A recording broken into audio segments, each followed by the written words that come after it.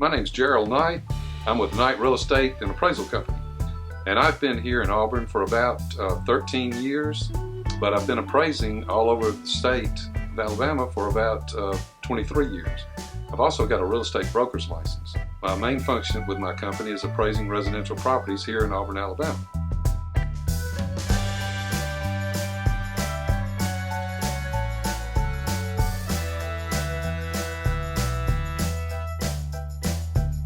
Brandon Blaise here with Career-Wise, and I'm here with Gerald Knight.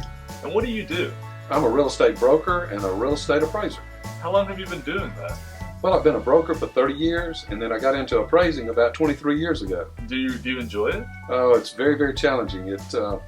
Both markets, real estate and appraising, are a very vibrant market. There's always been something to do over the last 30 years, and I just enjoy analyzing real estate, so it's very enjoyable. So you said you were a realtor and an appraiser. What is the difference between those two jobs?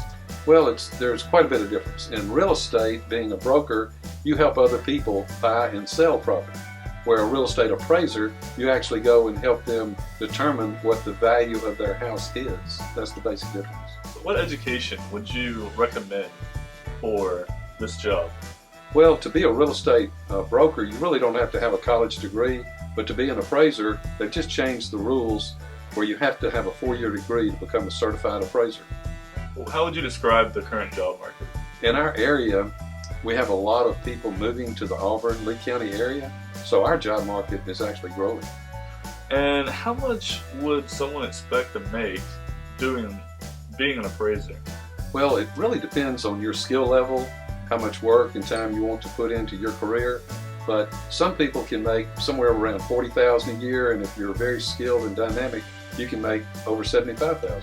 And I would not hire an appraiser as a trainee unless, first of all, they had a 4-year college degree, and number two, they'd have to be very personable, they have to have very high ethical standards, and they have to be someone that can articulate and demonstrate that they can get along with other people. They have to be very personable people.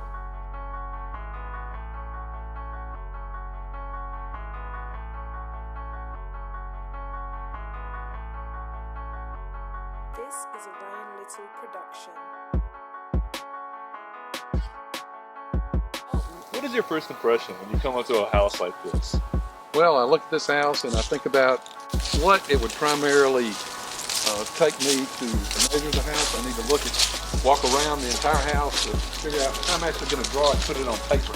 That's one of the first things that I want to determine. So how much would you say this house is worth? Well, basically, what I do, Brandon, I don't really try to determine what I think the house is worth when I first get there, but after I get my measurements, take all my pictures, examine the interior of the house, then I go back to my office and I look at other houses that are similar to this that have sold in the last year.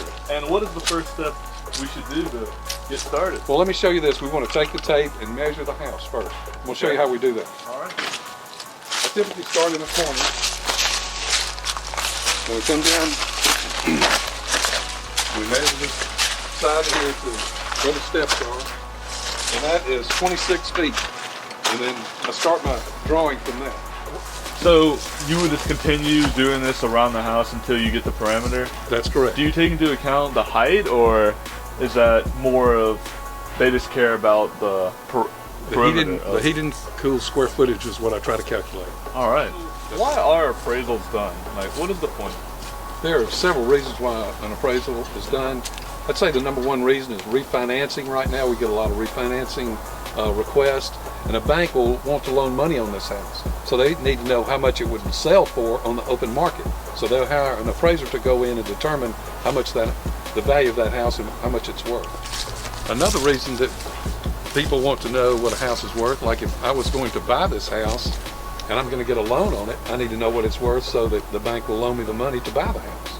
That's another reason. Another reason, in estate sales, sometimes when there's a death in the family and they leave the house to several siblings, they'll want to know how much it's worth so that each sibling can know how much to market the house.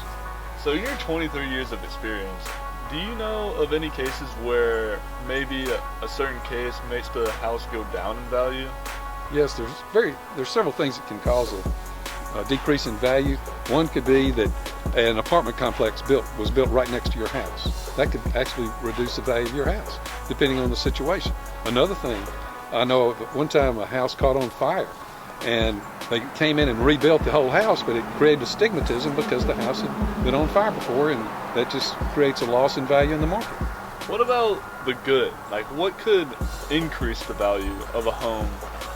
Well, in our market here in Auburn, one of the main things that increases value on an older home is to go in and remodel the home, put in the new granite in the kitchens and in the bathrooms, and tile, new types, new forms of tile in the bathrooms, new fixtures, put in new high efficiency air conditioning, insulation, things of that nature will increase the value of your home.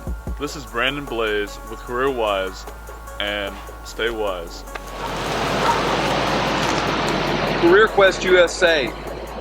We want to come to your place next so we can help young folks around the world become career wise. Until next time, CK USA, out of here.